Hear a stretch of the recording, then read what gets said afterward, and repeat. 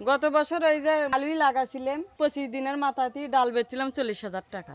আবার ডাল বেচে এক সপ্তাহ বাদেই মন করা হলে আলু বেচছিলাম হলে 23,000 টাকার আলু বেচছিলাম। তুলে আবার ফির পেঁয়াজ বপন করছিল। 15 থেকে 16 শতক জমি হবে। নিজের ডাল আছিল, পাউস আছিল, এবার সারটা লাগছে আর ওই যে কামলা খরচটা লাগছে, আর কিছু লাগেনি। আর নিজেরা তো মন করো পরিশ্রম করছি, মনে হয় 2 থেকে 2.5 মাসের মধ্যে এই ফসলটা আসে। অন্য অন্য ফসল করতেও তাও মন করো মিনিমাম তাও 3 মাস এটা যাওয়ানো লাগবে। এটা অল্প সময়ের মধ্যে আসে যে এদের কৃষকেরা এটাই বেশি পছন্দ করে। ডালও বিক্রি করা যায়, আলু বিক্রি করা যায়, আবার গরু খায় সব সময়। এই যে নেজা যে ছাগল কাটিয়ে দিচ্ছি, গরু খাওয়াচ্ছি। আমরা এই এই মিষ্টি আলু কাতি মাসে লাগাই। কাতি মাসে লাগানোর পরে পৌষের শেষে যায় মিষ্টি আলু উঠে দিই। উঠে দেওয়ার পরে চৈতালি বোরন ধান লাগাই। বোরন ধান লাগানোর পরে পাট বই, পাট বোয়ানোর পরে আবার যাই মিষ্টি আলু লাগাই। তাতে লাভ আমার কয়টা লাভ 16 আনাই লাভ। যেমন আলুতেই বেশি লাভ হবে আর কি, দেখা যাচ্ছে ভাবে আলুতেই বেশি ফসলে লাভ হবে। জমি পরে থাকবে না, সর্বমত 1 মাস পরে থাকতে পারে, তারপর চাষার পরে থাকতে পারে। আলুতে আসার কারণ হলো এই আপনার ধানেতে যে খরচটা হয় তাতে আমার পত্তাজনক হয় না। তাতে মিষ্টি আলু গেলে এমন তো মনে করেন যে আপনার হলো যে খরচটা যায় তার ডবল আসে।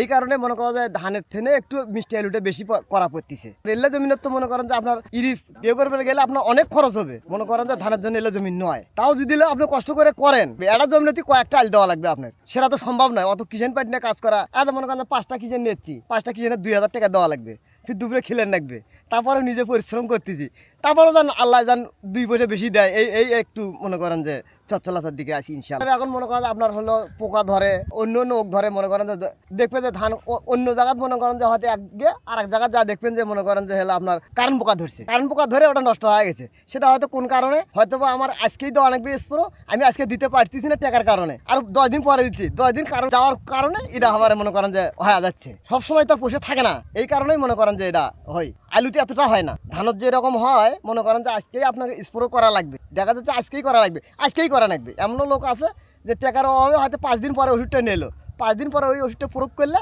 তাহলে দেখা যাচ্ছে যে আমাদের ক্ষতি এসে যায়। আলুর তা হয় না, আলুতে মনে করেন যে আপনি যদি 5 দিন যদি গিয়ে করে নেওয়া যায় কোনো সমস্যা হবে না ইনশাল্লাহ। আগে বাপ দাদারা করছে হয়তো খালি চাইছে ভোঁত দিয়ে কাটছে, আর এখন মনে করেন যে সার ওষুধ তারপরে সব কিছু দিয়ে ভোঁত দিয়ে তোলা হয়, ড্রেন তুলে তারপর আলু গাড়া হয়। আগের যাতে ডালগুলোও নাই, সার উন্নত দিয়ে ফিরে স্প্রে করা লাগে, আলু সার দেওয়া লাগছে, ফির ভরা দেওয়া লাগছে, দিয়ে তারপর আবার পানি নেওয়া। আগে খালি গাড়ি থিয়ে গেছে, পরে আর কোনো দ্বিতীয় কোনো কাজ করেনি, যেটুকু হয়েছে ওইটুকুই।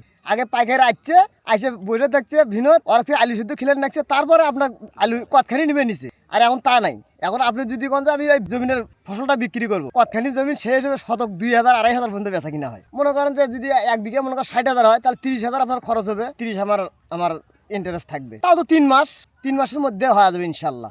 3 মাসের আগেই হবে, তারপর আমি বললাম যে 3 মাসের মধ্যে ইনশাল্লাহ আল্লাহ যদি দেয়। এটা হলো আপনার হলো মনে করেন কুষ্টিয়া, যারটাই কুষ্টিয়া।